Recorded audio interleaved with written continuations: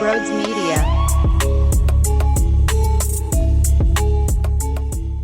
Yo, what's going on, everybody? So that was one of the craziest rain delays I've ever experienced.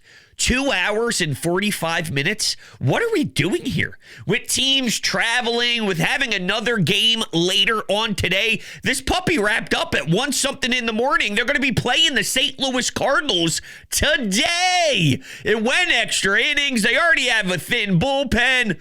Woof. And the most important detail of it all, they lost the game. They lost the game. They got walked off by Ozuna because Joe Ross is out there throwing meatballs left and right. You could just hear it. I was listening to WIP with Scott Fransky on the call, and the second the barrel hit that ball, you knew, holy shit, that thing was crushed. That was just the hit to tie the game up after the Johan Rojas walk to give you the lead. And I thought Kyle Schwarber maybe could hit us a grand salami just for an extra added insurance, because we would need it, because if not, I'd have to sweat it out, because I don't trust anybody in this pen right now. But unfortunately, and you know what sucks? I'm no longer a Joe Ross guy. And you know what sucks even more? The fact that I had to pretend after an outing or two to be a Joe Ross guy because there's no confident right-handed relievers out of the pen right now is even more disgusting. This team has problems, though. Yes, their record is decent.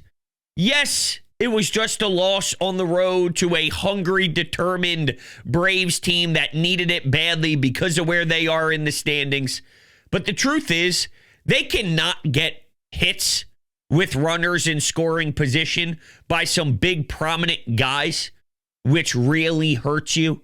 Alec Boehm is miserable, grounding out into a double play again. Hey, first pitch swinging again. And what they try and do is sell you how good of a hitter he is when he does hit on the first pitch. And, you know, hey, he's got over 800 OPS and he hits over 300. Yeah, but this is an issue. This is an issue right now. When you go through an issue, I need to see you adjust. And then they try and sell you, well, he hit the ball on the screws, but he's just getting unlucky. Come on, man. Come on, man. There's just not something right with Alec Boehm, and it's a problem. And there was a problem last year with him swinging first pitch and not listening to the coaching staff to work at bats to the point where he got benched as an all-star in the playoffs because of it. And now I have to watch him do it again and again and again and again and again and again. And again, 12 games into the season. That's a joke.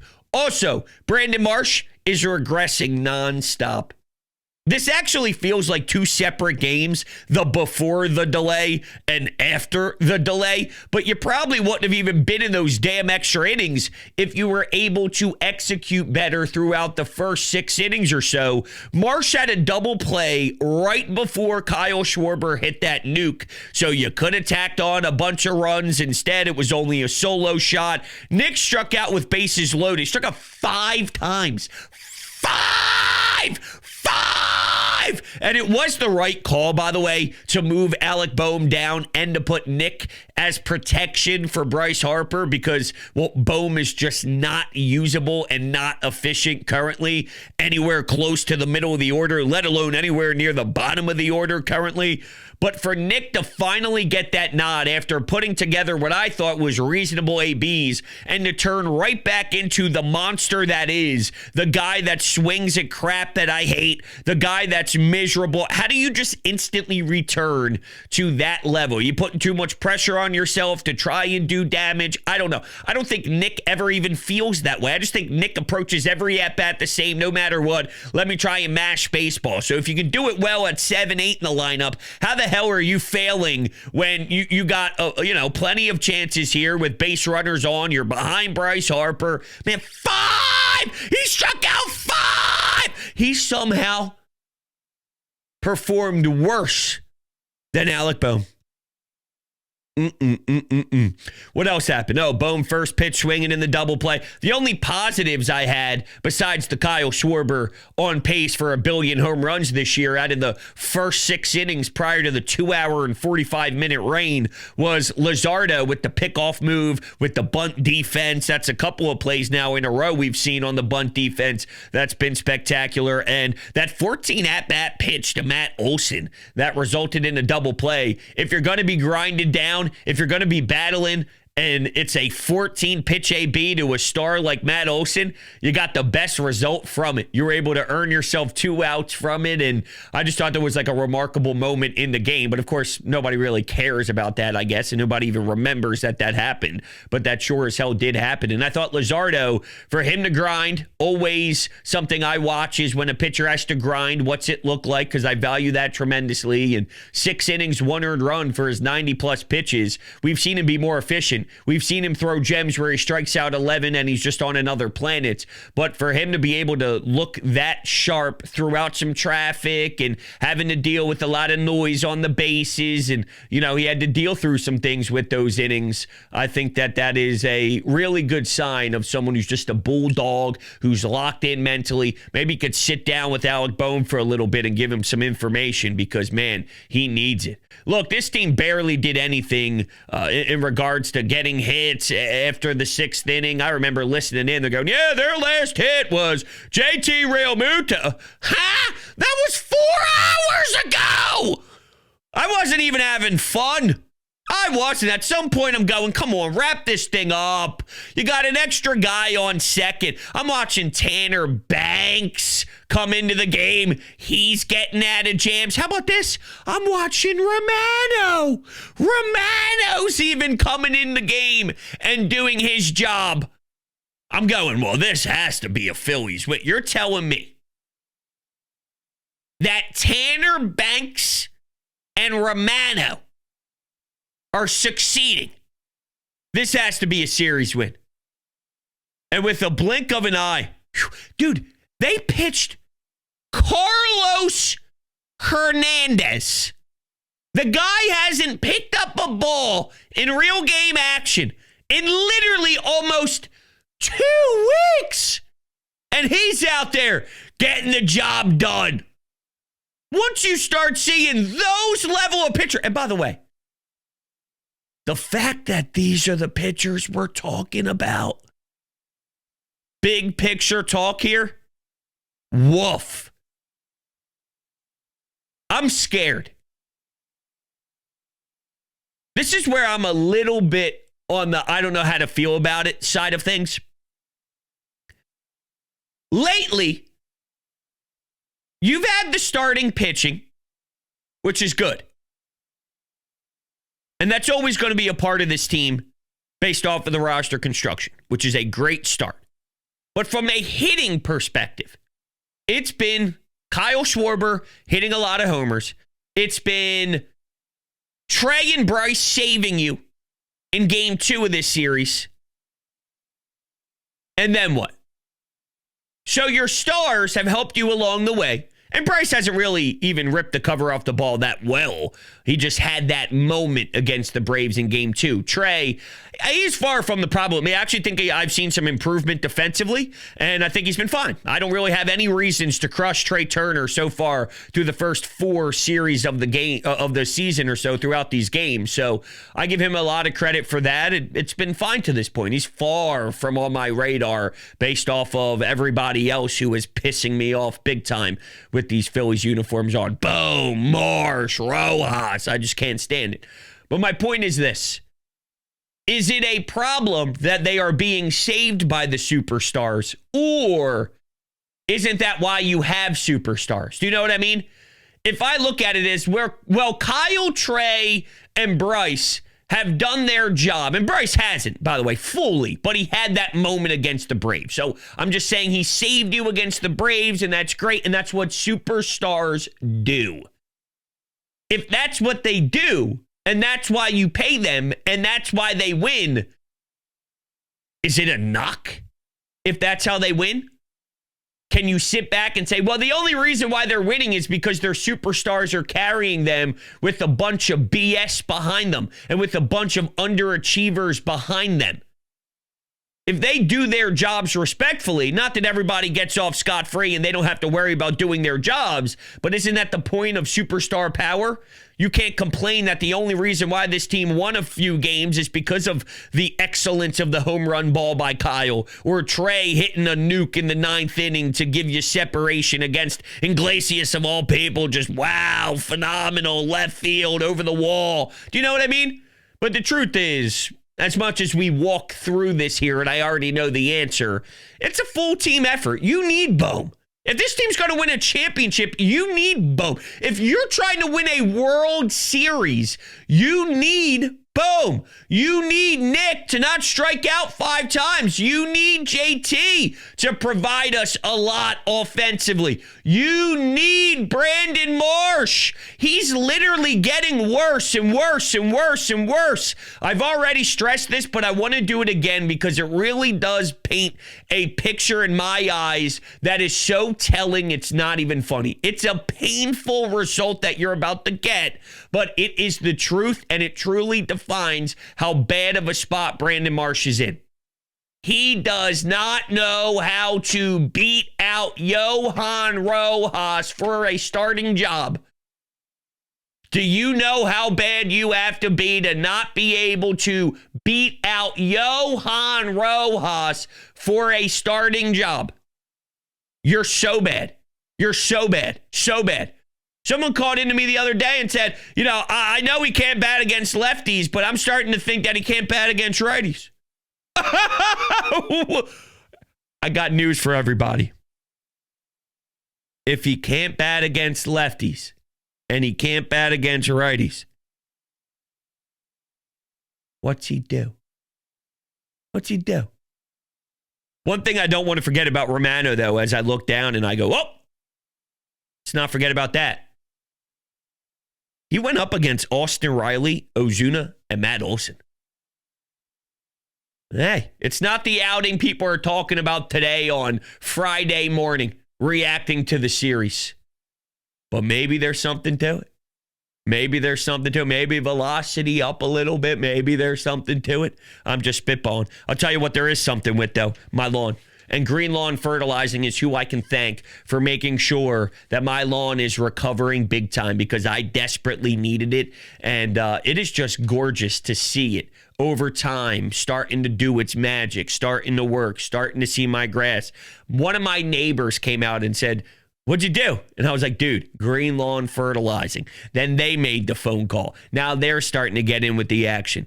It was that admirable, okay? That admirable, where people are now pointing it out in the neighborhood.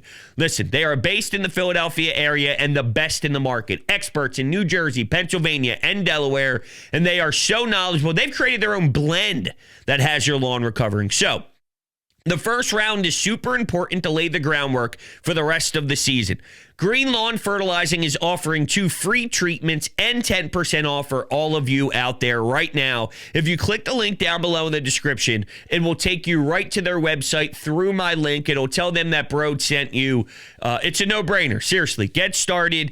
It has changed everything about the way my whole entire property looks. You go see the front lawn, you see the house, you see our couple of steps walking up to the front door, and it's no longer a piece of crap with my lawn. Let's just be honest here. It's no longer all over the place and looks dysfunctional. It's starting to really blossom. Now, it takes a couple of treatments. It doesn't happen overnight, but watching the process, I've really enjoyed. And if your house was where I was and I was being bad, don't be bad. That's my message. Green Lawn Fertilizing. Okay, let's take a couple of phone calls. God bless the people who stayed up until 1 something in the morning, not only to watch the game, but then to also talk about the game on the Anytime Hotline. I love you very much for that. Let's listen in and let's see how the people were speaking. I don't know why the fuck I just stayed up for this. I gotta get up for work in it's almost 1 a.m. Gotta get up for work in 4 hours just to watch John Ross, whatever the fuck his name is, just send him into oblivion. This whole series sucked. Bohm's still not good. His team has terrible situational hitting. All right, well, another game tomorrow. Yeah. Well, actually, at the time of that phone call, another game later on that day. And we're going to have Nose. So we need Nose to go and give us 7. We need Now, what if, all right? What if Nose goes out there, throws 8 strong. He buys a lot of time for these bullpen arms to recover after a crazy sequence. Doesn't allow a home run. Only goes, let's see. Here's the stat line. I say only goes. That sounded negative. That wasn't what I was trying to spew out. No negative there, Nola. 8 innings, 1 earned run off of a brutal bad misplay in the outfield that technically gets labeled an earned run even though he doesn't deserve it. 9 Ks, 1 walk. Woo! I could smell it. I smell it. John Ross. Oh, poor guy. One receiver? We got the one receiver, and we got one guy who's out there throwing meatballs.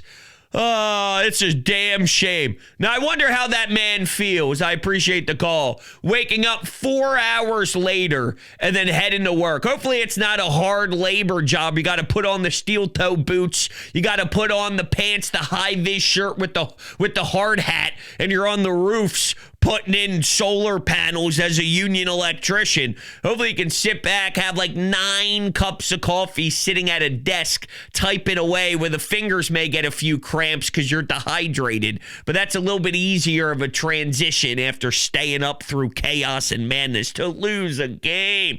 And it really isn't about the loss.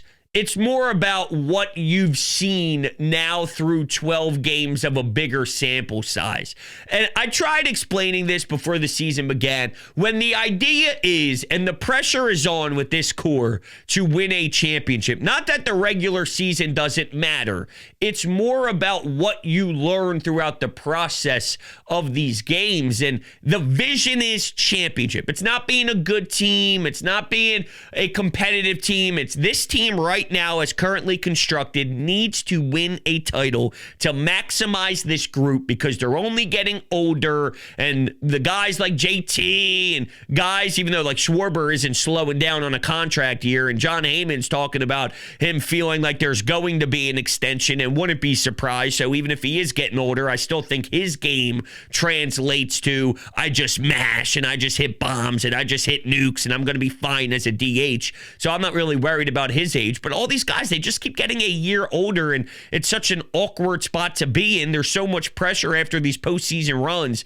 When you watch them play, forget if they have an 8-4 record or not, or beat the Nationals. And I get it. I react game by game. So night to night, I sound super excited about taking care of business against bad opponents for the first 6 games of the year, winning 5 of them. That's just what I do. But when I always scale back and look with the macro view in front of my face, the truth is there's a lot missing here. Like, you need a ton of bullpen arms,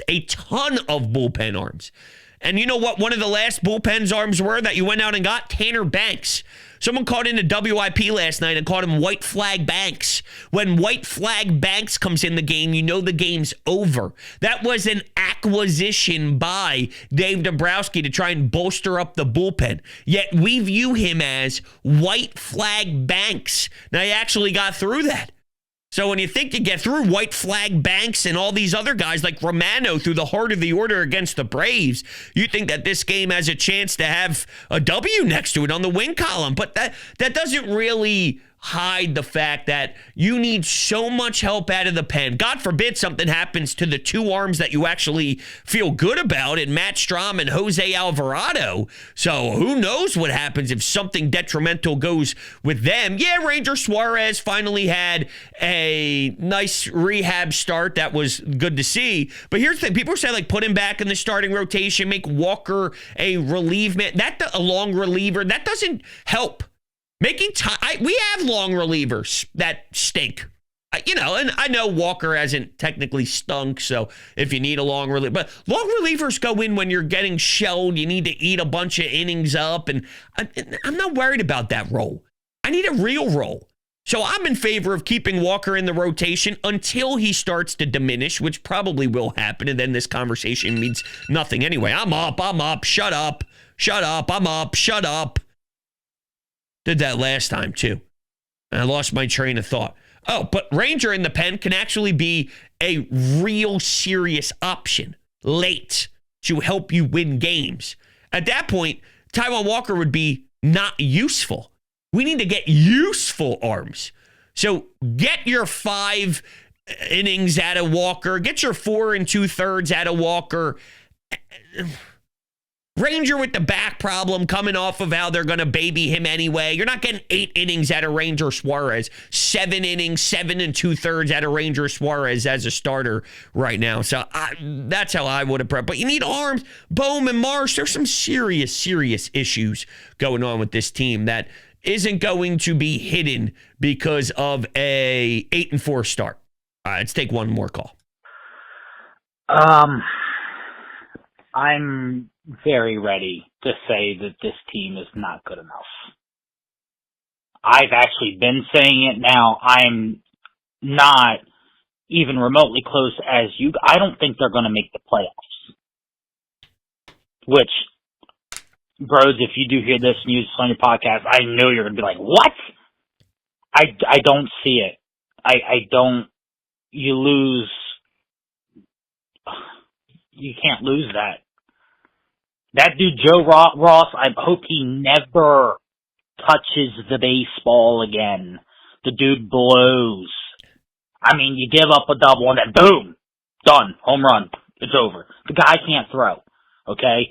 And I don't think a lot of the podcasts you had the other day, everybody was saying we just need new bullpen arms. Okay, that's cool, and I don't think that's the only problem. All of our big-time hitters can go quiet. Kyle Schwarber, just now. And the rest of the whole damn team tonight. And then also, the outfield's not good enough. And, the pitching is going to be a problem. Well, the bullpen pitching is going to be a problem, I agree. Listen, I mean, it would be a disaster if they don't make the playoffs. It really comes down to the Mets, the Braves, the Phillies, whoever ends up being third in this division race has a real chance to not make the playoffs. Is that going to be the Phillies? I don't know. The Braves have dug themselves in such a crazy hole early. There's still plenty of time. The National League compared to the American League is a different animal. I don't think that's a crazy statement, and I said that prior to the year even beginning, that you just don't know. It depends. Mets, Braves, Phillies. Whoever ends up third is in a real potential spot, even with expanded playoffs and all these wild card teams. Look at how the NL West is shaking out. Look at, you'll see something different in the NL Central every single year. At the time the season didn't kick off yet, I was saying, well, you don't know where the Brewers or the Cardinals or the Cubs end up going. And if there's a wild card team in that division, that changes a lot as well. So there's just so much baseball. I mean, I'm not going to sit here today and say they're not making the playoffs. I'm not going to that level. But I don't know if they're constructed enough to win a championship, and that's a problem. That's a problem. You got here's the West right now. 10-3, 9-3, 10-4 is your top 3 teams.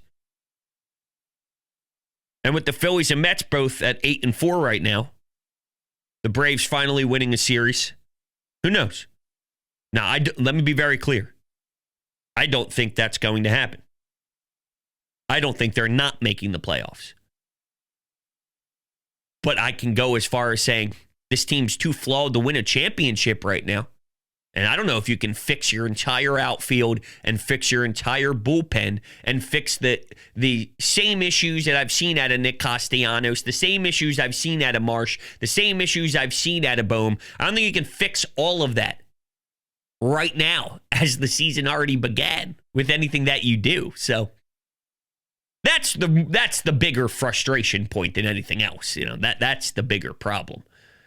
So it correlates. You stretch it to the point where they don't make the playoffs because of it. I stretch it to the point where I still see them making the playoffs with it, but they don't do what we need them to do. And ultimately, if the result's the same, them not being good enough to win a championship, then that's where the real issue lies. All right, that's going to do it. I'm done talking about this piece of crap game. They play another one later on today. Whoop-dee. I'll talk to you later. Go Phils, I think. Woohoo. Baseball.